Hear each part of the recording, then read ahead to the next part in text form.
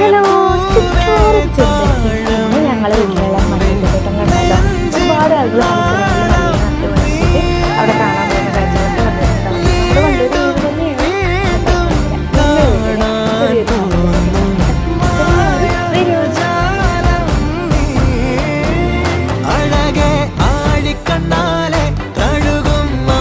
കുഞ്ഞോളെ അരികിൽ ചേർന്നിരിക്കൂലേ നിലവേ, വെറുതെ വാടി നിൽക്കാതെ ചിരിയിൽ മുത്തുകുടഞ്ഞാട്ടെ മഴവിൽ ചന്തമേ എന്നുമെൻ സ്വന്തമേ.